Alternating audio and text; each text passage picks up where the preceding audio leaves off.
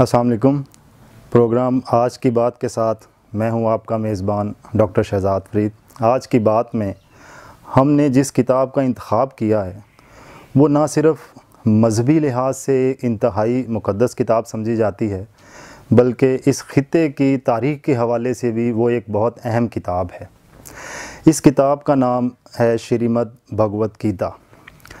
भगवत गीता दरअसल भगवान श्री कृष्ण और अर्जुन की आपस में गुफ्तगू का नाम है, लेकिन ये गुफ्तगू ना सिर्फ़ एक ख़ास हवाले से अंदरूनी इंसान के अंदरूनी मामलात, उसके अंदरूनी शशोपंज को उजागर करती है और उसका हल भी पेश करती है, बल्कि इसके साथ साथ ही ये तक़दीस के हवाले से, एक मज़हबी हवाले से इंसान को मुख्तलिफ़ पहलुओं पर यह भी बताती है कि कौन से राय, कौन से रास्ते बेहतर हैं और कौन से रास्ते बेहतर नहीं।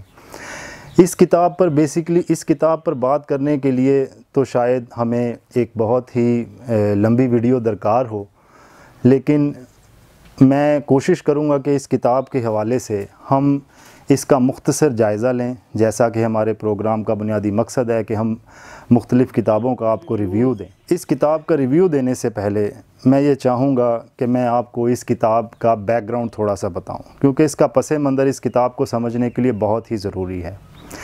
इस किताब का पस मंज़र दरअसल 5000 साल पुराना है और इस 5000 साल की तारीख़ में जो सबसे अहम पहलू है वो महाभारत की किताब बज़ाते ख़ुद है। महाभारत की किताब का एक हिस्सा श्रीमद् भगवत गीता है। भगवत गीता के 17 अध्याय और 700 श्लोक हैं, यानी इसके 17 चैप्टर्स और 700 वर्सेस हैं। इस किताब का जो सब्सटेंटिव बैकग्राउंड है वो कुछ यूँ है कि दो ख़ानदान पांडव और कौरव, ये उनकी जंग के दौरान पेश आने वाला कृष्ण और अर्जुन का मकालमा है। अब इस किताब में जो करैक्टर हैं उनका पस मंज़र भी बहुत ज़रूरी है। पांडव बादशाह के यहाँ 5 बच्चे पैदा होते हैं जो इस किताब के इंतहाई अहम किरदार हैं। पांडव की 2 बीवियाँ थीं, एक का नाम कुंती था और एक का नाम माद्री था। कुंती को दुर्वास ने कुछ मंत्र बताए कि अगर आप ये मंत्र पढ़ेंगी तो आपको जिस भी खुदा को जहन में रख के आप ये मंत्र पढ़ेंगी वो खुदा आपको बच्चे से नवाजेगा। कुंती ने ये बात पांडव को बताई। पांडव की राय से कुंती ने भगवान यमराज को जहन में रखते हुए, उनका ख्याल करते हुए वो मंत्र पढ़े, जिससे उन्हें सबसे पहला बेटा युधिष्ठिर हुआ। उसके बाद दूसरा बेटा भीम पैदा हुआ, वो भी मंत्र पढ़ने से, और उसके बाद इस किताब का सबसे अहम और इंतहाई मुक़द्दस किरदार अर्जुन पैदा हुआ। फिर कुंती ने यही मंत्र अपनी जो पांडव की दूसरी बीवी है यानी माद्री, उसे बताए और माद्री ने यही मंत्र पढ़े और उसे भी 2 बेटे हुए। एक का नाम नकुल था और दूसरे का नाम सहदेव था। इस तरह पांडव फैमिली के 5 बच्चे जो इस किताब के इंतहाई अहम किरदार हैं। इसी के साथ साथ ये बात बहुत ज़रूरी है कि कौरव फैमिली में जो बच्चे पैदा हुए वो कौन थे और उनका इनके साथ क्या ताल्लुक़ था। जब कुंती के यहाँ पहला बेटा युधिष्ठिर पैदा होता है तो गंधारी को मालूम होता है ये कि इसके यहाँ बेटा पैदा हुआ है, तो वो ये बर्दाश्त नहीं कर पाती कि मुझसे पहले कुंती को कैसे बेटा पैदा हो गया। इस गुस्से में वो अपने पेट के ऊपर ज़ोर ज़ोर से हाथ मारना शुरू कर देती है। इस वक्त वो प्रेग्नेंट थी। अब उससे उसका फीटस डिस्टर्ब होता है। यहाँ 2 रिवायात हैं। एक रिवायत ये कहती है कि गंधारी का जो एक फीटस था वो उसके हाथ मारने से 100 फीटस में डिस्ट्रीब्यूट हो गया। एक रिवायत ये भी है कि उस फीटस को एक पुरोहित ने, ऋषि मुनि ने प्रिजर्व किया और उसे 100 हिस्सों में छोटे छोटे बर्तनों में रख दिया और साथ ही गंधारी को ये दुआ दी कि तुम इन 100 बर्तनों से एक एक करके अपने बच्चे ले सकती हो, क्योंकि उसने अपने मंत्र से उसके तमाम बच्चे बचा लिए। इन 100 बच्चों के साथ ये 100 बच्चे सारे के सारे दरअसल मर्द थे। उसे ये भी दुआ दी गई उसी पुरोहित और ऋषि ने कि तुम्हें एक बेटी भी पैदा होगी। अब ये जो 100 बच्चे और एक बेटी वाली गंधारी की फैमिली है, ये दरअसल कौरव फैमिली है। और वो 5 बच्चे जो कुंती और माद्री दोनों के यहाँ पांडव से हुए, वो पांडव फैमिली कहलाती है। यहाँ एक और इम्पॉर्टेंट बहुत ही अहम इवेंट है, वो भगवान कृष्णा का है। जब एक तरफ युधिष्ठिर, अर्जुन, भीम पैदा हो रहे थे और इधर गंधारी के यहाँ पहला बच्चा पैदा होता है धर्योधन। मैं धर्योधन के बारे में भी थोड़ा बयान करना चाहूँगा कि जब धर्योधन पैदा हुआ तो रिवायत कुछ यूँ हैं कि जो कायनात थी उसमें बहुत ही मनफी एस्पेक्ट खुलकर सामने आए। मिसाल के तौर पे तूफ़ान आने शुरू हो गए, वो जानवर जिन्हें हम मनहूस समझते हैं उन्होंने आवाज़ें लगानी शुरू कर दी, जैसा कि उल्लू और गधा, और ज़मीन हिलनी शुरू हो गई। ये तमाम के तमाम असरात दरअसल मनफी असरात थे। यानी इन असरात से ये वाज़े होता है कि धर्योधन की पैदाइश एक मनफी एस्पेक्ट से जुड़ी हुई है। अब इधर धर्योधन पैदा हो रहा है, दूसरी साइड पे पांडव के फैमिली के बच्चे पैदा हुए हैं।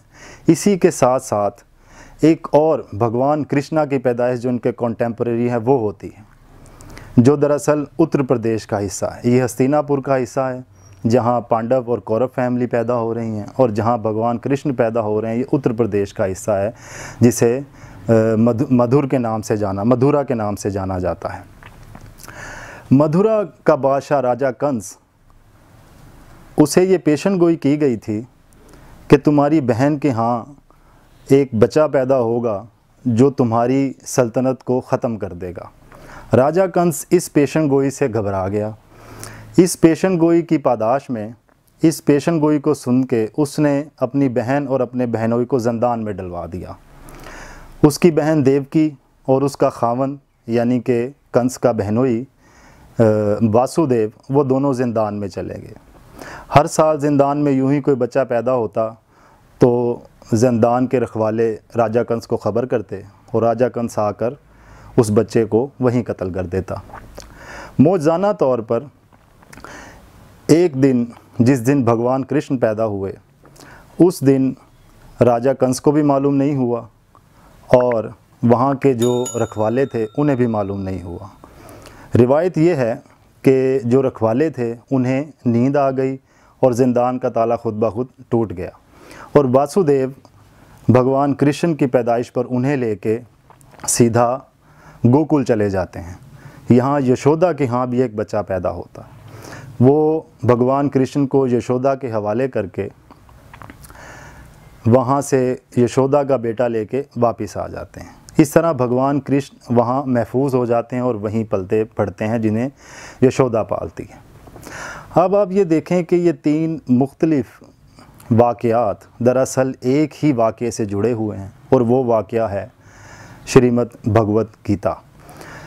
बेसिकली श्रीमद् भगवत गीता महाभारत का एक पार्ट होने की वजह से भगवान कृष्णा उसमें एक अहम किरदार हैं, क्योंकि इस जंग में, जो दरअसल महाभारत की जंग कौरव और पांडव के दरमियान है, भगवान कृष्णा एक मीडिएटर और मॉडरेटर के तौर पर हैं, जो पांडव की तरफ से कौरव के पास भी जाते हैं।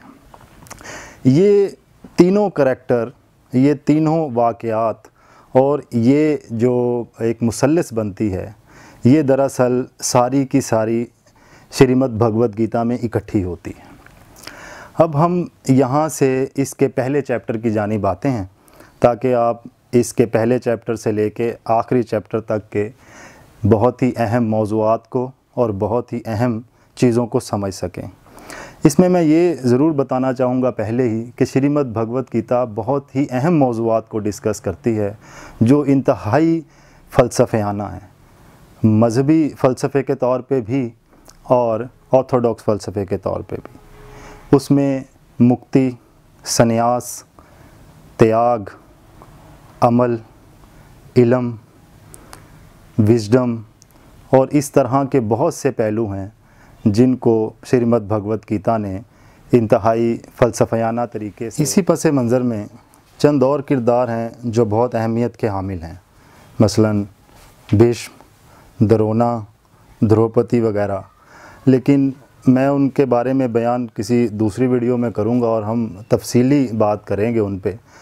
तो मैं सीधा अब भगवत गीता की जानिब आता हूँ और उसके जो अध्याय हैं उनके बारे में एक एक करके थोड़ा थोड़ा रिव्यू करेंगे। भगवत गीता का जो पहला अध्याय है यानी पहला चैप्टर है, वो दरअसल भगवान कृष्णा और अर्जुन के दरमियान जो पहली गुफ्तगू होती है उस हवाले से। इसमें दरअसल अर्जुन की परेशानी की एक कैफियत है कि वो परेशान होता है कि मैं अपने ही रिश्तेदारों के साथ क्यों लड़ूं। ये बात तब शुरू होती है जब अर्जुन भगवान कृष्णा को कहता है कि वो मेरा रथ हाँक कर इसे दोनों फ़ौजों के दरमियान जंग में ले आए ताकि वो दोनों जानिब दोनों फ़ौजों को देख सके। इसी चैप्टर में ये भी बयान है कि जो कौरव की फ़ौज है वह उनका जो सिपा सालार है, जो उनका बादशाह है दुर्योधन, वो अपनी फ़ौज की बड़ाई बयान करता है। वो बताता है कि हमारे साथ भीष्मा और द्रोणा हैं जिनके होते हुए हमारी फ़ौज एक बहुत बड़ी फ़ौज है और हमारे सामने जो फ़ौज है जो दरअसल पांडव की फ़ौज है वो हमारे मुकाबले में बड़ी छोटी फ़ौज है। अब जब रथ हाँक कर कृष्णा दोनों फ़ौजों के दरमियान में लाता है तो अर्जुन परेशानी की कैफियत में होता है। वो ये कहता है कि मैंने दुनिया की खुशियाँ और ये माल और दौलत और ये इशरत ये तमाम किस काम लानी है अगर मेरे ही रिश्तेदार, मेरे ही घर वाले मेरे साथ नहीं होंगे। वो ये भी बताता है कि अगर ख़ानदान आपस में लड़ते हैं तो औरतें बेराहरवी का शिकार हो जाती हैं। इसी चैप्टर में वो इस बात का इजहार भी करता है कि अगर मैं अपने ही रिश्तेदारों को कत्ल करूँगा, अपने ही प्यारों को मारूँगा, अपने ही अजीज़ों को मारूँगा तो मुझे खुशी किस तौर हासिल होगी और मैं ऐसी खुशी का क्या करूँगा, ये तो सरासर गुनाह है। इस तरह की परेशानी की हालत में वो रथ के अंदर ही बैठ जाता है और परेशानी की कैफियत से दो चार हो जाता है। इसके बाद इन सवालात के बाद दूसरे चैप्टर में भगवान कृष्ण ये कोशिश करते हैं कि वो अर्जुन को सीधी राह पे लेके आएँ और सीधी राह भगवान कृष्ण के मुताबिक ये है कि अर्जुन जंग करे। तो दूसरे अध्याय के जो बुनियादी मौज़ूआत हैं वो दरअसल अमल, मुक्ति, ख्वाहिशात और जंग में आने के हवाले से हैं। अर्जुन के साथ मुकालमा करते हुए कृष्ण उसे बताता है कि तुम्हारा फ़र्ज़ क्या है। वो उसे याद दिलाता है कि तुम क्षत्रिय हो और तुम्हारा फ़र्ज़ ये है कि तुम लड़ो और तुम अमल करो। और अमल से अर्जुन की मुराद कभी भी ये नहीं कि तुम अपने अमल पे गुरूर करो, बल्कि अमल से कृष्ण की मुराद ये है, जब वो दूसरे चैप्टर के अंदर अर्जुन को बताता है कि अमल महज अमल के लिए होता है, नताइज के लिए नहीं। और जंग इसलिए की जाए क्योंकि तुम हक़ के रास्ते पर हो और अगर तुम लड़ोगे और तुम खुदा की राह में, भगवान की रास्ते में मारे जाते हो तो तुम्हें आला मकाम स्वर्ग में मिलेगा और अगर तुम फ़तेह हासिल करते हो तो इस दुनिया में लोग तुम्हारी पैरवी करेंगे और अमल करेंगे। यहाँ ये बात भी बहुत ज़रूरी है, जो एक फ़लसफ़ियाना पहलू है जिसे कृष्ण बताता है, अर्जुन को इस हवाले से बताता है कि ये जो तुम्हारा जिस्म है इसकी कोई वक़्त नहीं, बल्कि ये जो तुम्हारा जिस्म है ये दरअसल रूह के कपड़े हैं और रूह अपने कपड़े बदलती रहती है। इसलिए अगर कोई जिस्म मरता है तो तुम्हें उसके लिए दुख करने की कोई ज़रूरत नहीं, क्योंकि रूह अबदी है। और अगर तुम्हारा जिस्म मरता है तो तुम्हें भी उसके लिए तकलीफ़ या दुख लेने की कोई ज़रूरत नहीं, क्योंकि तुम्हारा असल भी रूह है और रूह लाफानी चीज़ है। उसके साथ साथ कृष्णा अर्जुन को ये भी बताता है कि तुम्हें कोई गम नहीं होना चाहिए। अगर तुम अपनी ख्वाहिशात पर काबू पा लोगे, और ख्वाहिशात बिल्कुल ऐसी ख्वाहिशात कि अगर तुम्हें खुशी आए या तुम्हें गम आए तो उसका तुम पर कोई असर नहीं, और अगर तुम इन पर काबू पा लेते हो तो तुम दरअसल मुक्ति हासिल करने के काबिल हो। इस पे बाद चैप्टर 3 में अर्जुन दोबारा एक सवाल करता है कृष्ण से, वो ये कहता है कि अगर अमल इल्म से कमतर है या इल्म अमल से बरतर है तो तुम मुझे अमल के लिए क्यों उकसा रहे हो। यानी अगर इल्म हासिल करना ज़रूरी है तो फिर मैं अमल क्यों करूं, मैं इल्म ही क्यों ना हासिल करूं। तो यहाँ कृष्ण उसे दो रास्ते देता है, एक इल्म का रास्ता और दूसरा अमल का रास्ता। और जो अमल का रास्ता है इसके लिए भी चंद लोग मुख्तिस होते हैं, लेकिन अगले चैप्टर में वो इससे भी खूबसूरत बात बताता है। यानी चैप्टर 4 में और उससे अगले आने वाले चैप्टर में भी कृष्ण उसे ये बताता है कि ये जो अमल है ये दरअसल इल्म ही है, और जो इल्म हासिल करना है वो भी दरअसल अमल ही है। यानी एक्शन इनएक्शन और इनएक्शन एक्शन में है। ये एक इंतहाई दकीक फ़लसफ़े के हवाले से है। कृष्णा अर्जुन को ये बताने की कोशिश करता है कि अगर तुम अमल करोगे तो दरअसल ये भी एक किस्म का त्याग ही होगा, या अगर तुम अमल करोगे तो ये भी दरअसल एक किस्म का आला इल्म ही है। क्योंकि अमल यानी कर्मा एक ऐसा अमल है जिसमें इंसान अपनी सेल्फिशनेस को ख़त्म कर देता है। तुम कोई भी अमल, जैसा कि पहले चैप्टर में बताया गया था, जब किसी भी किस्म की ख्वाहिशात से पाक होकर करते हो तो दरअसल तुम अपने आप को त्याग रहे हो। तो जब तुम अपने आप को त्याग रहे हो तो उसका मतलब ये है कि अमल करते हुए तुम त्याग भी ले रहे हो। और ये त्याग की बात दरअसल आगे वाले चैप्टर में की गई, जहाँ कृष्णा उसे त्याग के हवाले से भी बताता है। चैप्टर 4 में दरअसल कृष्णा एक अपनी एसेंस के हवाले से भी बताता है, और कृष्णा ये भी बताता है कि वो एक इंसानी शक्ल में इस दुनिया में रूनुमा हुआ। और अगर कृष्णा चूँकि हर चीज़ का एसेंस है जो चैप्टर 7 और 8 में ज़िक्र होता है, तो वो अमल करता है, तो दरअसल वो अमल भी है और अमल करने वाला भी है। इसीलिए अर्जुन को एक बेहतरीन उस्ताद की ज़रूरत या खिदमत हासिल करनी चाहिए। और बेशक कुरुक्षेत्र के इस मैदान में जहाँ अर्जुन और कृष्णा इकट्ठे हैं, कृष्णा से बेहतर अर्जुन के लिए और कोई उस्ताद नहीं हो सकता था। जब अमल करने की तलकीन कर रहा होता है, जब कृष्णा अर्जुन को अमल करने की तलकीन कर रहा होता है, तो वो साथ ये भी बताता है कि एक अजीम आदमी जब कोई काम करता है तो लोग उसकी पैरवी करते हैं। तुम एक अजीम आदमी हो अर्जुन, और अगर तुम ये अमल करते हो तो लोग तुम्हारी पैरवी करेंगे। और साथ ही साथ कृष्णा अर्जुन को ये भी बताता है कि मुझे देखो, मैं भी अमल करने पे मजबूर हूँ। अगर मैं अमल नहीं करता तो लोग पैरवी नहीं करेंगे। तो एक ऐसी पॉपुलेशन या ऐसी जनता पैदा होगी अगर मैं अमल नहीं करता तो जो कि अमल में नहीं जाएंगी। इसलिए मैं अमल कर रहा हूँ ताकि लोग अमल की तरफ आएँ। इसी तरह जब इल्म, अमल और फ़र्ज़ शनासी की बात हो रही होती है तो चैप्टर 5 में अर्जुन कृष्ण से एक सवाल पूछता है। वो उसे कहता है कि फिर मैं अमल करूं या तर्क करूं, यानी कर्म मेरे लिए बेहतर है या त्याग मेरे लिए बेहतर है।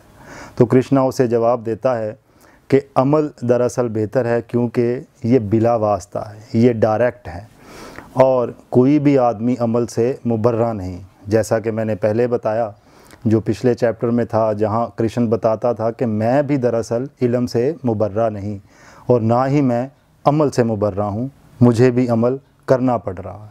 और त्याग से जोड़ते हुए इसे अगले चैप्टर में, चैप्टर 6 में कृष्णा उसे बताता है कि अमल दरअसल त्याग ही है।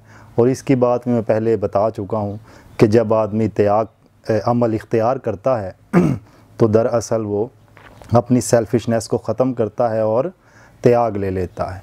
लेकिन ये चीज़ मेडिटेशन से आती है, यानी मेडिटेट करने से एक आदमी अपने आप को सेल्फिशनेस से दूर कर लेता है। साथ ही साथ मेडिटेशन के हवाले से कृष्णा कुछ स्टेप्स भी बताता है कि आपने सीधे बैठना है, जिस्म पे कपड़ा डालना है, किसी भी ऑब्जेक्ट का तसव्वुर रखना है और उसी तसव्वुर में रहना है, खाने और ज़्यादा सोने से परहेज़ करना है। फिर चैप्टर 7 में एक और फ़लसफ़ा जिसे पैंथिज़म और पैनेंथिज़म के नाम से जाना जाता है वो सामने आता है। यहाँ पे कृष्णा खुदा के हवाले से बताता है कि उसे कैसे जाना जा सकता है या वो है क्या। तो कृष्णा उसे अर्जुन को बताता है कि दरअसल जो खुदा है वो हर चीज़ का फंडामेंटल एसेंस है, यानी हर चीज़ का असल दरअसल खुदा है। वो चींटियों के साथ भी है, वो किताब के लफ्ज़ों में भी है, वो आसमानों में भी बैठा है और पूरी कायनात के जितने भी चक्र हैं या पूरी कायनात के जितने भी आज़ा हैं वो हर हिस्से में मौजूद है, या यूँ कहें कि वो कायनात के हर हिस्से में सरायत किए हुए है। ये खुदा का बुनियादी एलिमेंट है और हर एलिमेंट दरअसल खुदा ही है। इसे वहादतुल वजूद और वहादतुल शऊद से भी जोड़ा जाता है। इसके बाद 8वां चैप्टर जो इंतहाई इम्पॉर्टेंट चैप्टर है, जो हिंदुइज़्म फ़लसफ़े का एक अहम रुकन है, जिसे मुक्ति के नाम से जाना जाता है। इस चैप्टर में अर्जुन बताता है कि हकीकी मुक्ति दरअसल लाफ़ानी के साथ मिलाप से है, और ये लाफ़ानी जिसका ज़िक्र पिछले चैप्टर में आ चुका है, जो हर चीज़ का एसेंस है, अगर हमारा उसके साथ मिलाप हो जाता है तो दरअसल हमारी हकीकी मुक्ति वही है। और इस मुक्ति से मुराद अर्जुन की ये भी है, जैसे पानी कोई कतरा दरिया से मिलता है तो वो दरिया बन जाता है, अब उसे कतरे की कोई हैसियत या कोई किसी किस्म की आइडेंटिटी दरकार नहीं, अब वो एक दरिया की शक्ल इख्तियार कर चुका है। और दरिया समंदर में गिरते हैं और फिर वो समंदर की शक्ल इख्तियार कर लेते हैं। इसी तरह अगर एक आदमी मेडिटेट करता है, अमल करता है और अपने आप को लाफ़ानी खुदा से जोड़ लेता है, मेडिटेशन के ज़रिए जोड़ लेता है, तो वो मुक्ति हासिल करता है। अब ये मुक्ति दरअसल क्या है? ये मुक्ति दरअसल ट्रांसमाइग्रेशन से मुक्ति है, यानी जन्म, एक जन्म के बाद दूसरा जन्म, दूसरे जन्म के बाद तीसरा, और इस तरह ये जन्म दर जन्म होते रहते हैं।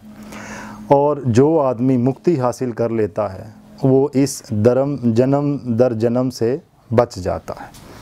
8वें चैप्टर का बुनियादी नुक्ता मुक्ति हासिल करना है।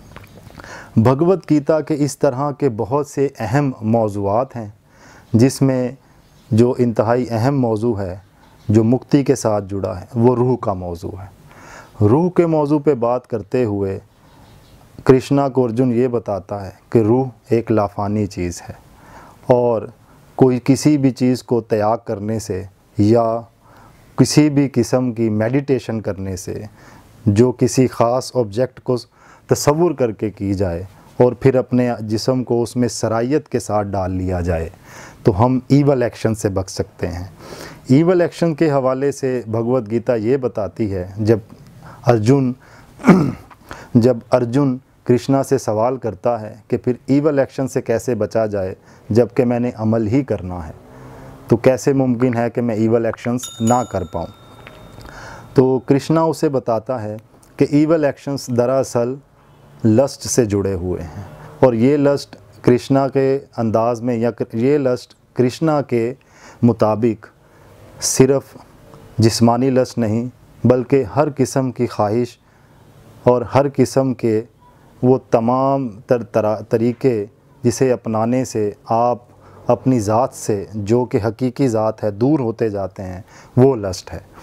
कि फिर भगवत गीता ये भी बताती है कि लस्ट दरअसल इंसान को गुस्से से जोड़ती है, और गुस्सा इंसान को इग्नोरेंस से जोड़ता है, और जैसे आदमी इग्नोरेंस से जुड़ता है वो हकीकत से दूर होता जाता है। और हकीकत दरअसल रूह है जो उसकी अपनी ज़ात है, और रूह लाफ़ानी है, और लाफ़ानी दरअसल खुदा है, और जो खुदा है वो हर चीज़ में सरायत किए हुए। इस तरह खुदा की रूह हर चीज़ में मौजूद है, और ये जो इंसानी रूह है ये भी दरअसल खुदा की ही रूह है।